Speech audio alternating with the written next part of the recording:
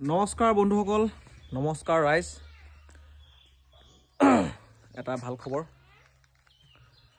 আমাৰ গাঁৱত আমি প্ৰথমবাৰৰ বাবে লগালোঁ এয়াৰটেল এয়াৰ ফাইবাৰ।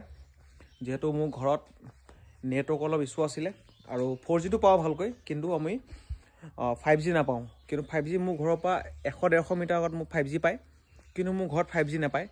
কিন্তু তাৰ এটা সলিউশ্যন বিচাৰি লোৱা গ'ল। প্ৰথমতে বহুতখিনি জেগা ঘূৰিলোঁ যে মোক জিঅ' ফাইবাৰ লাগে, এয়াৰটেল ফাইবাৰ লাগে। আমি সেইখিনি বিচাৰি পোৱা নাছিলোঁ, কিন্তু লাষ্ট টাইম মই পালোঁ যে এয়াৰটেল এয়াৰ ফাইবাৰটো পালোঁ। আৰু এয়াৰটেল ফাইবাৰটোত আমাৰ কিমান পইচা খৰচা হ'ল, কেনেধৰণে লগালোঁ, সকলোখিনি আমি দেখাম।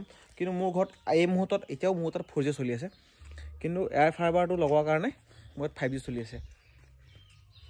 চাৰিকান ভিডিঅ'ত ওলাবি, ভিডিঅ'ত দেখাই দিম এইফালে।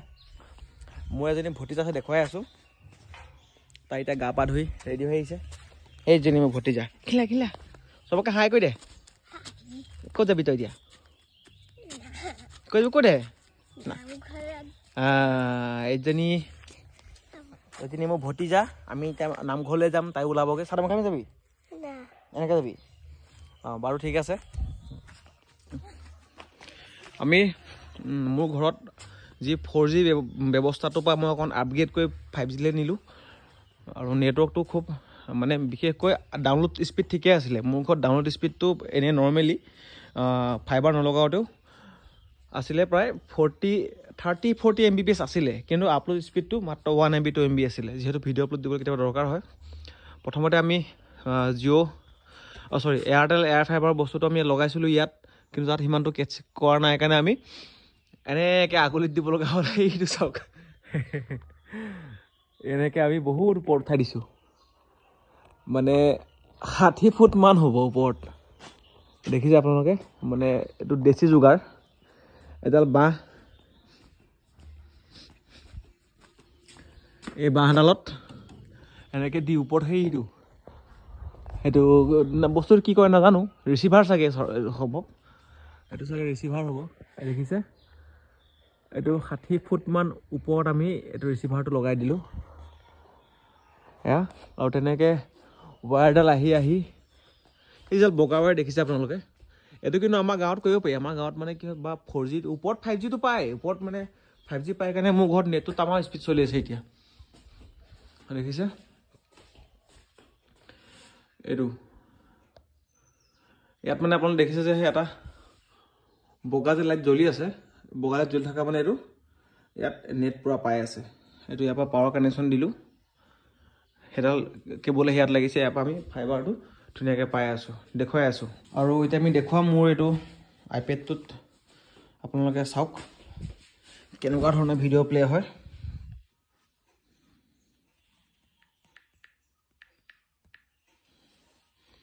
আমি এতিয়া ইউটিউব খুলি আমি দেখিছে, এইটো ইয়াত দেখিছে, আপুনি দেখিছে এইটো ৱাইফাই লাগি আছে।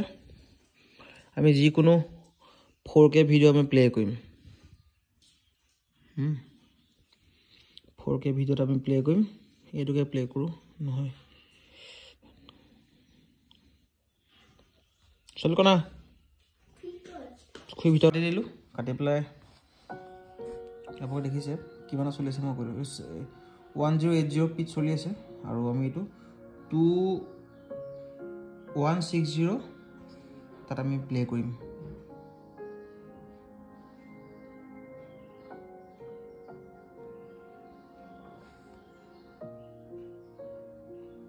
দেখিছে কিমান ধুনীয়া প্লে হৈছে ইয়াত।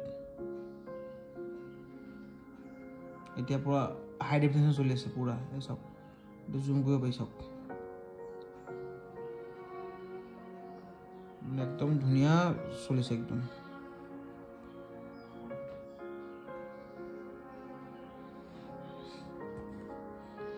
মানে কোনো ধৰণৰ বাফাৰিং বোলা ছিষ্টেমটো নাই ইমান হাই ডেফিনেশ্যন চলোৱাৰ পিছতো। আৰু আপলোড স্পীডটো বৰ ধুনীয়া হৈ আছে।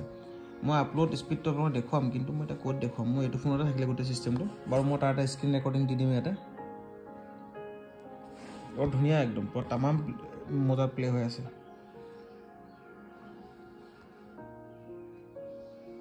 একদম মই জুম কৰি দিছোঁ, হ'লেও ধুনীয়া চলে। চাওক ভলকেনো দেখিছে কিমান হাই ডেফিনিশ্যন চলি আছে বাৰু ঠিকে আছিলে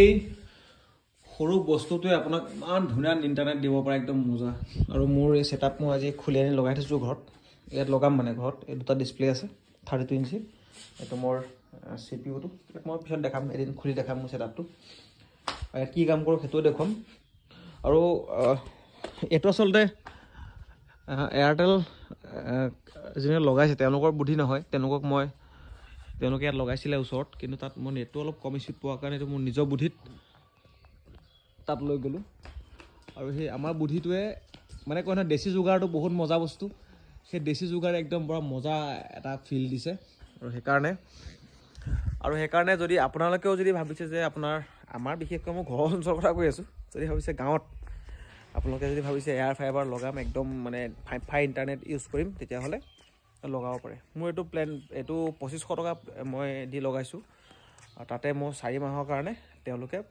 আনলিমিটেড 5G তেওঁলোকে দিছে মোক 4 মাহৰ কাৰণে আনলিমিটেড পুৰা যিমান পাৰোঁ সিমান নেট আমি ইউজ কৰিব পাৰোঁ আৰু সেইকাৰণে এইটো মই লগাইছোঁ ইয়াৰ পৰা টিভি চোৱাৰ ব্যৱস্থাও আছে টিভিত লগাব পাৰে সেইটো ব্যৱস্থাটো মই কেইদিনমান দেৰিকৈ কৰি ল'ম বুলি কৈছোঁ এই পেকটো যাওক 4 মাহৰ পিছত আমি সেইখিনি কাম কৰি ল'ম আপোনালোকে মোৰ এই বিশেষ সেই যোগাৰটো কেনে পালে জনাব নাপাহৰিব ধন্যবাদ